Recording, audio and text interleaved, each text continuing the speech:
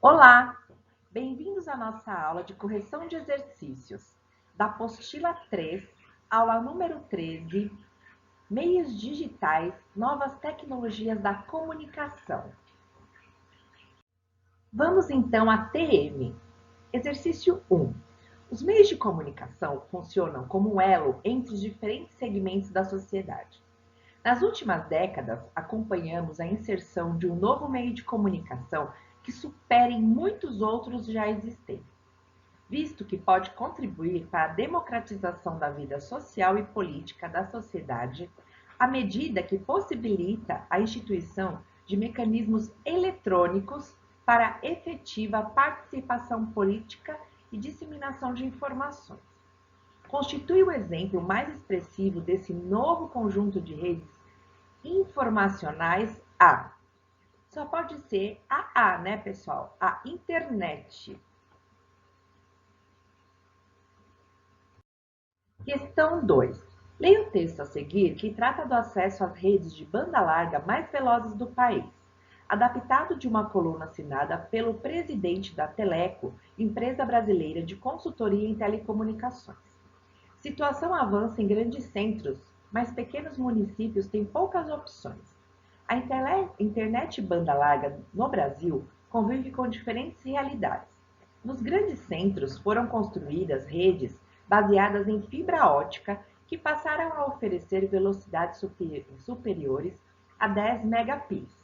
Em outros bairros destas cidades, já é possível escolher entre duas ou três operadoras de banda larga com velocidades superiores a 5 megabits. A competição deve levar esse patamar a velocidades cada vez mais altas. Na maioria dos municípios, no entanto, as opções se restringem à concessionária da telefonia fixa que, pelas limitações de sua rede, não consegue ir muito além de 1 megabit. O principal gargalo da banda larga é a cobertura área atendida com alta velocidade. O texto chama atenção para quê, pessoal? Para a resposta D. A convivência de se mudar para um bairro em que várias operadoras de banda larga atuem, para poder desfrutar de serviços mais eficientes. Faremos a leitura do texto a seguir para responder as questões de 3 a 5. O texto a seguir é uma reunião de trechos da coluna assinada pelo jornalista Marcelo Coelho a respeito das grandes manifestações de 2013, que continuaram tomando a Avenida Paulista, principal centro financeiro da capital do estado de São Paulo, mesmo após a queda da tarifa do transporte coletivo ter sido anunciada. It's Revolution, baby! Anunciam cartazes na Avenida Paulista. No estacionamento, o manobrista foi logo avisando: hoje ficamos abertos até às 9 da noite. Acrescentou sorrindo com sotaque bem nordestino. É por causa da Revolução. Na Paulista, alguns manifestantes pareciam concordar, só que o cartaz era em inglês: It's Revolution, baby! Imagino que não tenha sido por acaso também que um garoto estivesse de camiseta preta, com o célebre lema da Nike, Just Do It. Tanto quanto Dilma, Alckmin e Haddad, um dos grandes vilões da passeata foi o pastor Feliciano. Também Renan Calheiros e, especialmente, a PEC 37, que tira poderes do Ministério Público, estavam entre os alvos mais frequentes. Havia o convite para que o país parasse se a emenda constitucional fosse aprovada. Será possível? Tudo é possível, atualmente, com a mobilização facilitada pela internet. Saímos do Facebook, orgulhavam-se diversos cartazes. Para comentaristas mais idosos como eu, isso até que era fácil compreender. Menos clara foi essa mensagem: o inibidor do MIDI já caiu. Esclareceram-me que a referência a um videogame. Enquanto outros manifestantes diziam: eu sei porque eu protesto, um homem sozinho carregava um vasto cartaz de papelão dizendo apenas uma palavra: Lost. Questão 3. Os diversos cartazes com os dizeres "saímos do Facebook" indicam. Resposta alternativa B. A importância das redes sociais como instrumento de uma mobilização política que pretenda ganhar as ruas. 4. Ao comentar os lemas dos diversos cartazes que flagrou na passeata, o jornalista sugere que. Resposta alternativa D. A troca direta de informações permitida pela internet e pelas redes sociais possibilita mobilizar multidões em torno de causas que antes pareciam pouco apelativas. Questão 5. A linguagem de alguns dizeres dos cartazes flagrados pelo jornalista indica que, alternativa C, novas tecnologias da comunicação fornecem referências culturais que podem ser criativamente associadas a problemas sociais do Brasil. Agora TC. Texto para a questão 7. Com desembaraço notável, a mulher sentada ao meu lado num voo São Paulo-Rio de Janeiro terminou seu casamento em 2 minutos, pelo celular. Comunicou ao marido, a trabalho em Manaus havia uma semana, que não esperaria seu retorno e estaria fora quando ele apanhasse os objetos pessoais.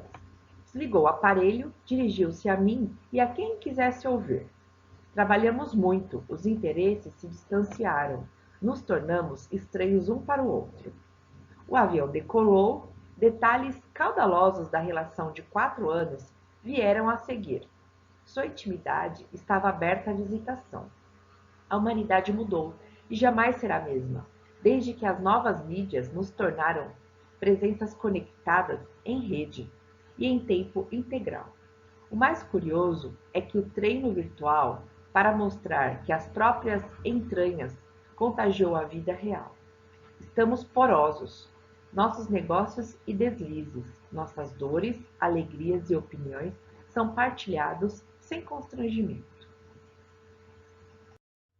Questão 7. Com base nas informações do texto e seus conhecimentos sobre o assunto, redige uma dissertação que discuta a seguinte questão.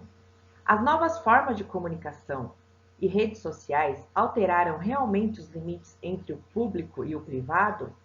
Se este é um fenômeno social, aponte algumas das possíveis consequências desse fato, particularmente para a juventude brasileira. Agora faremos juntos o rumo ao Enem. Texto para a questão 1. Em uma escala de 0 a 10, o Brasil está entre 3 e 4 no quesito segurança da informação. Estamos começando a acordar para o problema. Nessa história de espionagem corporativa, temos muita lição a fazer. Falta consciência institucional e um longo aprendizado. A sociedade caiu em si e viu que é uma coisa que nos afeta, diz SP, pós-doutor em segurança da informação. Para ele, devem ser estabelecidos canais de denúncia para esse tipo de situação. De acordo com o conselho do Comitê Gestor da Internet, CGI, o Brasil tem condições de desenvolver tecnologia própria para garantir a segurança dos dados do país, tanto do governo quanto da população. Há uma massa de conhecimento dentro das universidades e empresas inovadoras que pode contribuir propondo medidas para que possamos mudar isso, a falta de segurança, no longo prazo. Ele acredita que o governo tem de usar o seu poder de compra de softwares e hardwares para a área da segurança cibernética, de forma a fomentar essas empresas, a produção de conhecimento na área e a construção de uma cadeia de produção nacional. Questão 1. Considerando o surgimento da espionagem corporativa em decorrência do amplo uso da internet, o texto aponta uma necessidade advinda desse impacto, que se resume em resposta alternativa B de bola, promover a indústria de segurança da informação. Texto para a questão 2. Para Carr, internet atua no comércio da distração. Autor de A Geração Superficial analisa a influência da tecnologia na mente. O jornalista americano Nicholas Carr acredita que a internet não estimula a inteligência de ninguém. O autor explica descobertas científicas sobre o funcionamento do cérebro humano e teoriza sobre a influência da internet em nossa forma de pensar. Para ele, a rede torna o raciocínio de quem navega mais raso, além de fragmentar a atenção de seus usuários. Mas Carr afirma que há empresas obtendo lucro com a recente fragilidade de nossa atenção. Quanto mais tempo passamos online, e quanto mais rápido passamos de uma informação para outra, mais dinheiro as empresas de internet fazem, avalia. Essas empresas estão no comércio da distração e são experts em nos manter cada vez mais famintos por informação fragmentada em partes pequenas. É claro que elas têm interesse em nos estimular e tirar vantagem da nossa compulsão por tecnologia. Questão 2. A crítica do jornalista norte-americano, que justifica o título do texto, é a de que a internet, alternativa E, garante a empresas a obtenção de mais lucro com a recente fragilidade de nossa atenção. Texto para questão 3. Concurso de microcontos no Twitter. A 9ª edição do Simpósio Internacional de Contadores de História promove concurso de microcontos baseados no Twitter. Os interessados devem ter uma conta no Twitter, seguir o @simpósio-conta e escrever um microconto de gênero suspense, com tema livre. O conto deve seguir as regras do Twitter, apenas 140 caracteres. 3. Na atualidade, o texto traz uma proposta de utilização do Twitter como ferramenta que proporciona uma construção rápida, sintética e definida pelo gênero suspense.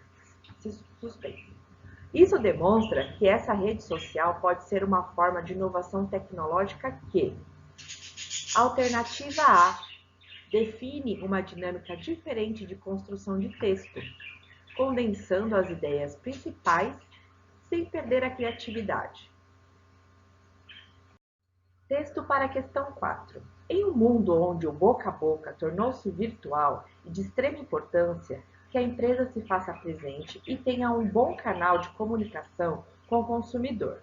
Enfim, a empresa deve saber interagir com seu consumidor, atender às suas necessidades, dúvidas, estabelecer um contato direto, claro e contínuo com os consumidores, cada vez mais exigentes.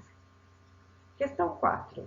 O texto apresenta um assunto interessante e atual, uma vez que a internet constitui-se um meio de comunicação eficiente. Neste contexto, boca a boca é uma expressão indicadora de que? Alternativa B de bola. As redes sociais se tornaram fonte fundamental para indicações de amigos e divulgações de produtos, marcas e serviços das empresas.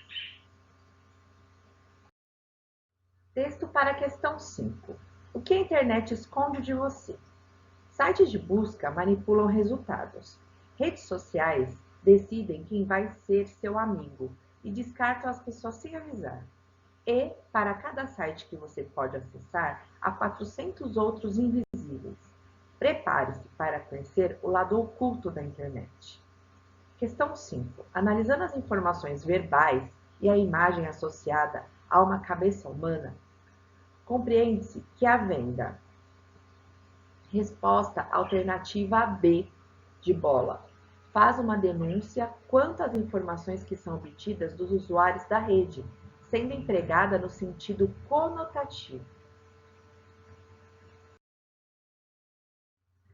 Muito obrigada por terem acompanhado, feito comigo a correção dos exercícios.